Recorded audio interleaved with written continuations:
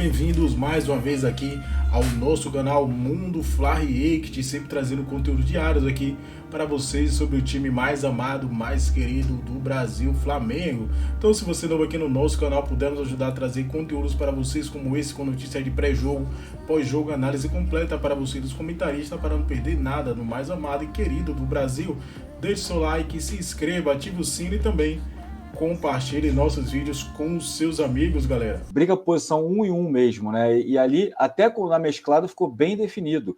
Né? Se a gente pegar, por exemplo, além das posições óbvias, né? O Fabrício, ele briga com o Davi. O Léo Pereira, por enquanto, com o Cleiton, né? Pelo menos até chegar o zagueiro. Aí você vai. Talvez inverta, né? Talvez inverta. Se o zagueiro for destro, aí o Fabrício com esse zagueiro destro e o Léo Pereira com o Davi Luiz, né? E aí tem outra coisa também que me chama a atenção, né? O Matheus Gonçalves... Eu acho que ele até... Desculpe só interromper, só para não perder a fio da meada. Eu acho até que ele pensou nessa questão do Davi com o Léo Pereira para fazer um destro e um canhoto nas duas duplas. E aí botou o Cleiton com o Fabrício Bruno no segundo tempo. Exatamente. E teve o Matheus Gonçalves, né, que a gente vem falando muito que foi bem, né, em algumas partidas pelo Red Bull Bragantino, jogando ali um pouco mais aberto pelo lado direito, e ontem o Tite botou como meia. O que você achou aí dos testes do Tite ontem? Achei válidos, cara. Agora, tem uma coisa que, conhecendo um pouco o Tite, eu fico meio cabreiro, mas torcendo para que não seja o caso. O Tite e o Mauro fala uma coisa que é muito precisa sobre a comissão técnica do Tite. Todo mundo pensa igual ali, né? Todo mundo pensa muito parecido. Não tem um doidão fora da caixinha, tipo o Juan, aquele cara, Juan Manilho, né? Como é que é o nome daquele cara lá da comissão do Guardiola, que pensa um pouco parecido com ele, mas é mais viajandão, né? Então, na comissão do Tite, não. Todo mundo pensa muito parecido. E eu estou preocupado com essa questão das combinações ali. Então, por exemplo, na visão dele, se ele for escalar um meia ali pelo lado direito, como o De La Cruz, o lateral tem que ser um lateral agressivo, como o Wesley. Por isso, o Wesley entrou junto ali também. E no caso do Varela, aí ele tem que jogar com um ponta, porque o Varela é mais defensivo, apoia mais por dentro e tal, e aí tem que jogar... Pô, mas e se o Luiz Araújo continuar destoando? E a escalação for com o De La Cruz e o Varela tiver mais seguro que o Wesley está. O Wesley conseguiu ser caótico num segundo tempo daquele mais arrastado, de um amistoso, ele conseguiu se enrolar numa saída de bola, proporcionar uma chance. Ele é muito caótico, Wesley. É garoto, vai se desenvolver, mas no momento a gente olha para o campo e vê o Varela titular, pelo menos nesse recorte da temporada. E considerando tudo que o Varela já fez nas poucas vezes em que ele atuou, e o Wesley com seus altos e baixos, o Varela é o mais confiável, mais experiente, mais rodado. Acho que pode ter um bom entendimento ali, porque quem foi que caiu pela direita atacando ali? Foi o De La Cruz e o Arrascaeta. Então, De La Cruz, Arrascaeta, Varela, todo mundo ali da seleção uruguaia, todo mundo amigo que se conhece, pode ter um bom entrosamento. Essa questão de proximidade, bom entendimento fora de campo, ajuda também dentro de campo. Então, o Varela pode receber uma orientação assim, olha só, você vai atacar o corredor. O Varela já deve ter jogado assim em alguma equipe e até em algum momento no Flamengo. Jogou já assim, atacando como ala. E pode se entender bem ali, por ali. Não essa coisa de ficar preso, tipo assim, aí agora o Vinha entra. Você acha que pode significar que quando jogar de uma forma vai ser algumas escolhas no resto do time? Ou não? São só testes mesmos e pode jogar, de repente, o Varela com o De La Cruz, com o De La Cruz aberto mais na direita com o Pedro e o Cebolinha, enfim. Se o Tite tiver tantas convicções no começo da temporada, ele é o Superman, né? Não dá para ter certeza de nada. Ele está testando. Jogadores começando a temporada, De La Cruz chegando, o Gabriel com uma péssima temporada passada, agora voltou, parece mais em forma física, né? Então tecnicamente tem que recuperar. O Bruno Henrique não fechou bem o ano, é outro jogador para ser recuperado. O Cebolinha jogando muito bem. O Luiz Araújo muito inconstante. Então, assim, tem várias situações que o jogador vai pautar isso aí também. O desempenho dos caras. Você põe o jogador dá resultado, ganha espaço, não dá resultado, perde espaço. Então, ele está só começando. Tem muita coisa para pensar. Não tem nem como ter esse tipo de certeza nesse momento, na minha opinião. Aliás, seria até péssimo ele ter tantas certezas no começo de trabalho, porque ele tem que fazer as experiências. Ele tem muitos jogadores à sua disposição, tem gente para chegar, tem gente para estrear. O De La Cruz assim, fez uma estreia interessante, mostrou assim, muita capacidade de se adaptar num ambiente estranho para ele. Né? Jogadores que ele nunca jogou com os caras e me pareceu bem à vontade, finalizando e tal. Então, isso eu achei legal. Quer dizer, parece ser um jogador que, pelo primeiro sinal, muito pouco, claro, muito pouco, mas é o que a gente tem para analisar. Então, nos 45 minutos do De La Cruz, deu uma sensação de que ele pode ser um cara de rápida adaptação, de se adequar rapidamente. Talvez até pela sua postura muito versátil em campo. Ele possa rapidamente se encaixar ali dentro daquela tarefa que vai ser dada para ele, seja ela qual for. Isso é bom, porque alguns jogadores demoram a engrenar. O Pulgar demorou, teve lesões e tal, demorou. Né? O Montilho, eu sempre lembro do Montilho. Montilho, quando chegou lá no Cruzeiro, cara, parecia que ele tinha nascido em Belo Horizonte. Cara. Rapidamente ele veio da UU, né, da Universidade de Chile, e rapidamente ele começou a jogar a barbaridade, fazendo aqueles gols e tudo, não fossem as lesões, teria ficado no Cruzeiro, estava jogando muito mais tempo ainda. E o De La Cruz deu um sinal positivo ontem nesse sentido, acho que pode ser muito, muito importante, né? Que são jogadores estrangeiros. Cebolinha é diferente, que é brasileiro, está retornando para o país. Na verdade, Cebolinha jogou bem com o Vitor Pereira, sim. Foi líder de assistência do Flamengo durante boa parte da temporada passada. Quando chegou o Sampaoli, ele foi para o final da fila. O Sampaoli, ele, com as escolhas dele, a certa teimosia até, né? Ele prejudicou muito dois jogadores que iam bem até então. Ayrton Lucas e Cebolinha. Os dois jogaram bem com o Vitor Pereira, o lado esquerdo. Tá? O Ayrton Lucas estava super bem, foi para a seleção, aí de repente ele pegou e amarrou o cara na defesa, para jogar mais contido. Mais ou menos como se imagina que vai jogar o Vinha, mais ou menos como jogava o Felipe Luiz. E o Ayrton Lucas não é isso. Aliás, o Flamengo ganhou a Libertadores contra o Atlético Paranaense, em parte pela saída lesionado do Felipe Luiz e a entrada do Ayrton Lucas. A expulsão só acontece porque era o Ayrton Lucas ali atacando naquela ponta esquerda, de uma maneira que o Felipe Luiz nunca faria. Não tem velocidade, não tem esse perfil. Então, o Flamengo vai ter dois laterais de perfis diferentes. Agora, o Sampaoli não utilizou o Ayrton Lucas dentro daquilo que ele faz de melhor, e até hoje ele paga por isso. A imagem dele com a torcida ficou bem queimada, bem arranhada. Muita gente acha, não é isso tudo. Eu acho que não, acho que ele é um bom jogador, subaproveitado, mal aproveitado pelo ex-técnico. E o Cebolinha era a mesma coisa. O Cebolinha, ele é totalmente inseguro, ele errava coisas bizarras. Contra o São Paulo, do Maracanã, no 1-0, gol do Caleri, ele teve uma chance que ele não chutou, ele não cruzou, ele não fez nada, a melhor chance do jogo, talvez, para o Flamengo. Total falta de confiança. Agora não. Agora ele arrisca a jogada, ele vai para cima, ele arrisca o chute, quando não vai no gol, vai com perigo. Ele deu passes no jogo contra o Audax para o Gabigol, para o Bruno Henrique, para o Pedro. Colocou os caras na cara do gol, até pelo meio, como se fosse um meio-campista, ele apareceu no final do jogo, dando passes para os caras. Isso é confiança que o Tite está conseguindo passar para o Everton Cebolinha, então ele vai se recuperando. Então, acho que tem todo um contexto de jogadores que podem render mais, jogadores que podem crescer. Eu entendo que o trabalho do Tite, para mim, ele começa para valer agora.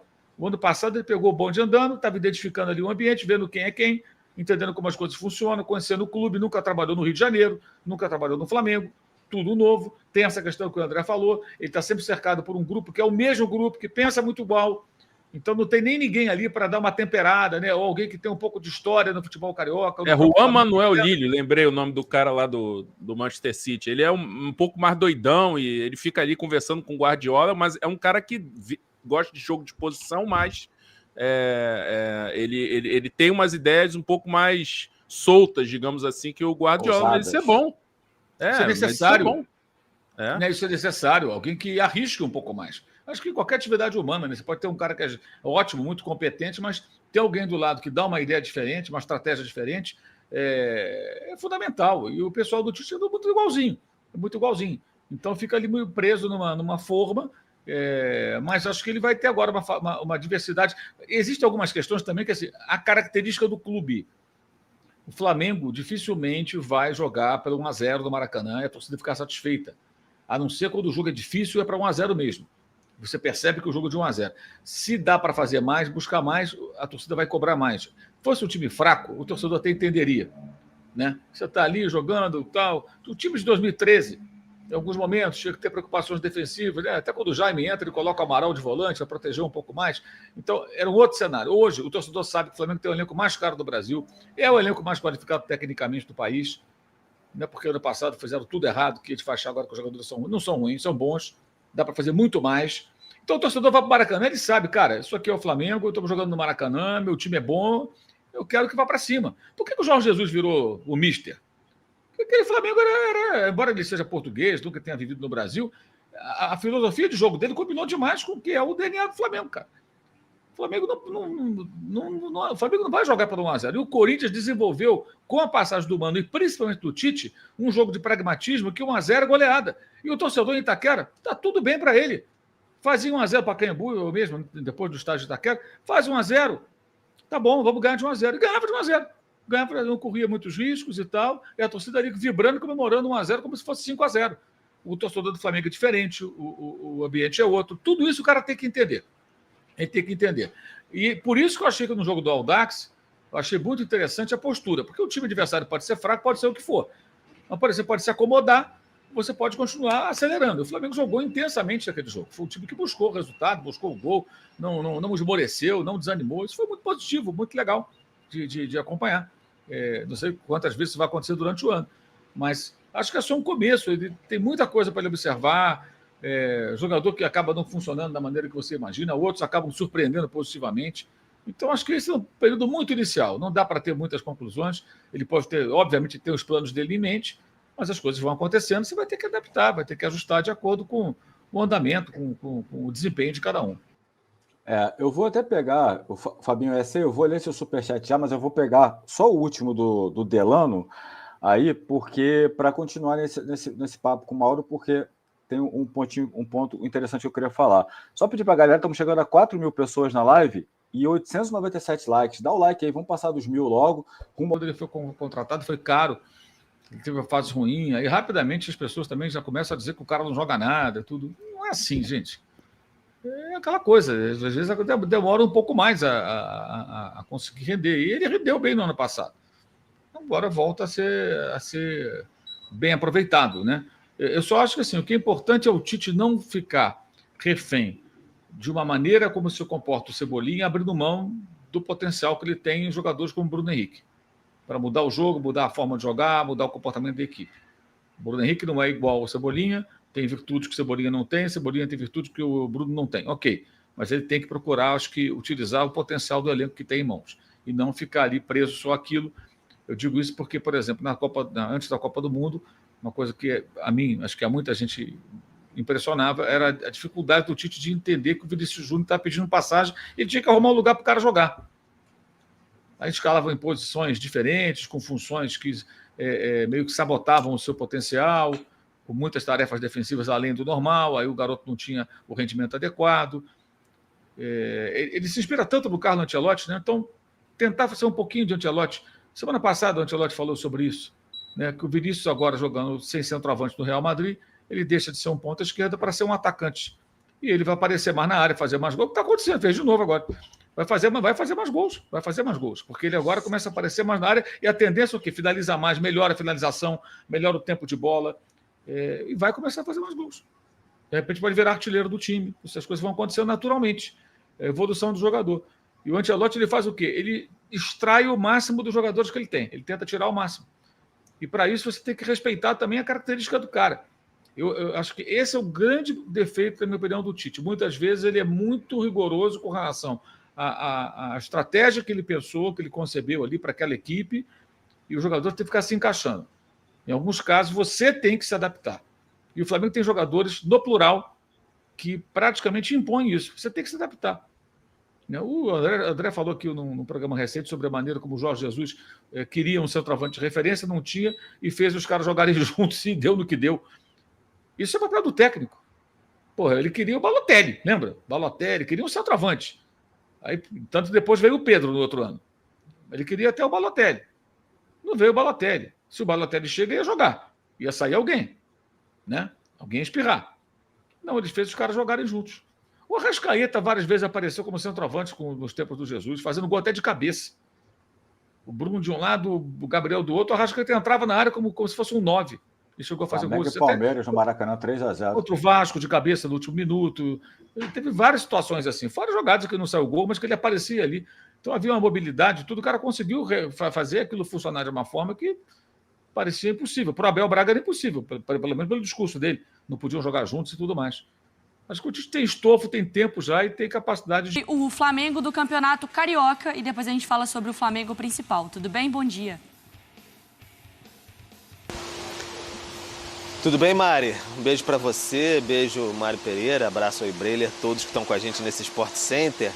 Pois é, tem os Vascos e tem os Flamengos também, né? Essas jornadas duplas aí que vivem os times cariocas, jogando amistosos internacionais, jogando também o Campeonato Carioca. E o Flamengo ontem foi como seu rival. Ele, enfim, enfrentou em João Pessoa, lá na Paraíba, enfrentou o Nova Iguaçu, saiu atrás, né? Saiu atrás com até uma falha ali do zagueiro Noga, aí o Nova Iguaçu abriu o placar e aí depois conseguiu com um belo gol do Thiaguinho, foi até expulso depois, uma entrada imprudente, levou o segundo amarelo, aí o Flamengo conseguiu um empate, os comandados do Mário Jorge ali, uma molecada, enfim, tentando mostrar o que podia no Campeonato Carioca. O Flamengo soma 4 pontos, a estreia foi contra o Audax, com o elenco principal lá em Manaus, e aí empatou em 1-1. Tinha o Matheus Cunha, o goleiro, que é do elenco principal, que está encorpando essa molecada aí.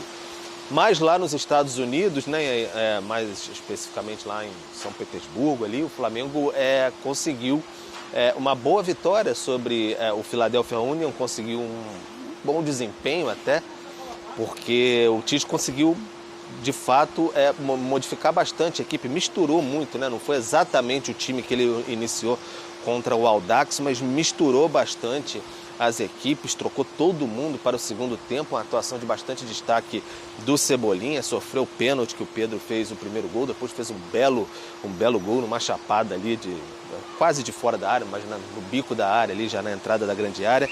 E aí o Flamengo fez 2-0, segundo tempo mais tranquilo, e teve a estreia, claro, do De La Cruz. Vocês estão falando que eu estou empolgado com o De La Cruz com 5 minutos, eu já estava empolgado antes da estreia dele. Então o De La Cruz agradou alguns torcedores rubro-negros que lá estiveram. E aí, depois da partida, tivemos ali as declarações de alguns jogadores. O Tite não concedeu entrevista coletiva por conta de estrutura de estádio, segundo o Flamengo, etc. Mas alguns jogadores falaram sim. Sem nenhum avanço, inclusive hoje mesmo eu fui me atualizar, perguntei a uma pessoa do departamento de futebol que me disse o seguinte: esse zagueiro tem conversa sim, mas não avançou nada ainda, tá bom? Então não tem nenhuma novidade em relação a esse zagueiro. É isso aí, nação. Ficamos por aqui. E esse foi mais um vídeo aqui, mais um corte do nosso canal Mundo Fla React, sempre trazendo conteúdos diários aqui para vocês sobre o time mais amado, mais querido do Brasil, Flamengo. Então, se você é novo, já deixe seu like, se inscreva, ative o sino e também, se você puder, sempre compartilhe nossos vídeos com os seus amigos.